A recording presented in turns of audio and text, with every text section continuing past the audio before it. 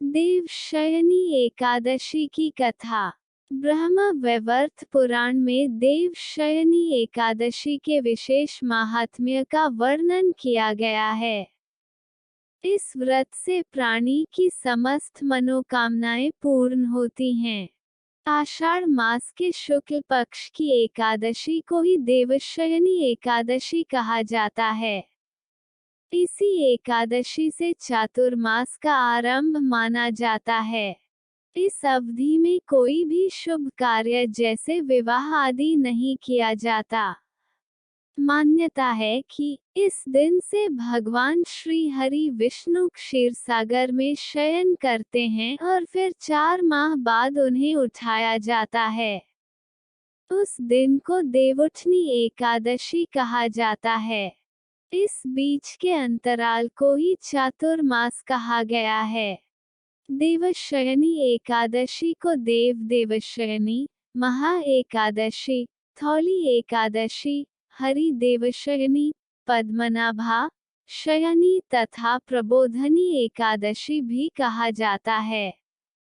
देवशयनी एकादशी व्रत कथा।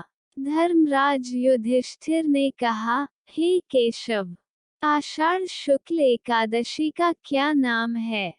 इस व्रत के करने की विधि क्या है और किस देवता का पूजन किया जाता है?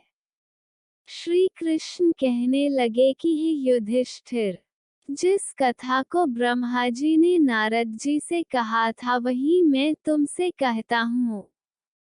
एक बार देवऋषि नारद जी ने ब्रह्मा जी से इस एकादशी के विषय में जानने की उत्सुकता प्रकट की। तब ब्रह्मा जी ने उन्हें बताया, सतयुग में मांधाता नामक एक चक्रवर्ती सम्राट राज्य करते थे। उनके राज्य में प्रजा बहुत सुखी थी, किंतु भविष्य में क्या हो जाए यह कोई नहीं जानता। अतः वे भी इस बात से अनभिज्ञ थे कि उनके राज्य में शीघ्र ही भयंकर अकाल पड़ने वाला है।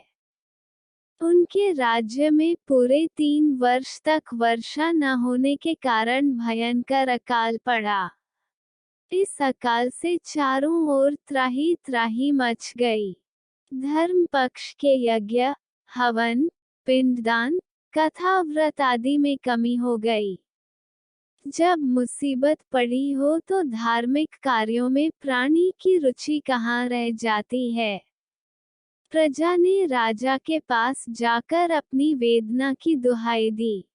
राजा तो इस स्थिति को लेकर पहले से ही दुखी थे। वे सोचने लगे कि आखिर मैंने ऐसा कौन सा पाप कर्म किया है, जिसका दंड मुझे इस रूप में मिल रहा है। फिर इस कष्ट से मुक्ति पाने का कोई साधन करने के उद्देश्य से राजा सेना को लेकर जंगल की ओर चल दिए। वहां विचरण करते करते एक दिन वे ब्रह्मा जी के पुत्र अंगिरा ऋषि के आश्रम में पहुंचे और उन्हें साष्टांग प्रणाम किया।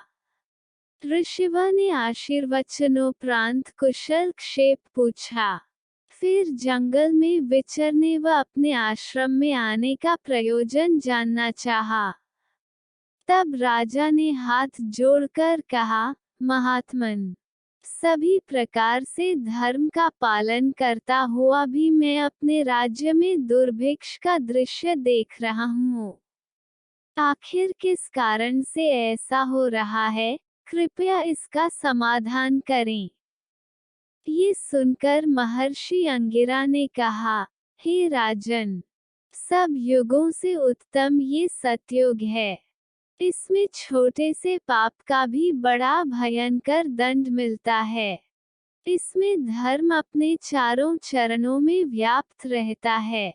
ब्राह्मण के अतिरिक्त किसी अन्य जाति को तप करने का अधिकार नहीं है, जबकि आपके राज्य में एक शूद्र तपस्या कर रहा है। यही कारण है कि आपके राज्य में वर्षा नहीं हो रही है। जब तक वह काल को प्राप्त नहीं होगा, तब तक ये दुर्भिक्ष शांत नहीं होगा। दुर्भिक्ष की शांति उसे मारने से ही संभव है। किंतु राजा का हृदय एक निरपराध शूद्र तपस्वी का शमन करने को तैयार नहीं हुआ। उन्होंने कहा, हे देव, मैं उस निरपराध को मार दूं, ये बात मेरा मन स्वीकार नहीं कर रहा है। कृपा करके आप कोई और उपाय बताएं। महर्षि अंगिरा ने बताया, आषाढ़ माह के शुक्ल पक्ष की एकादशी का व्रत करें। इस व्रत के प्रभाव से अवश्य ही वर्षा होगी। राजा अपने राज्य की राजधानी लौट आए और चारों वर्णों सहित पद्मा एकादशी का विधिपूर्वक व्रत किया। व्रत के प्रभाव से उनके राज्य में मूसलाधार वर्षा हुई और पूरा राज्य धन धान्य से परिपूर्ण हो गया। ब्रह्म वैवर्त पुराण में देव शयनी एकादशी के विशेष माहात्म्य का वर्णन किया गया है।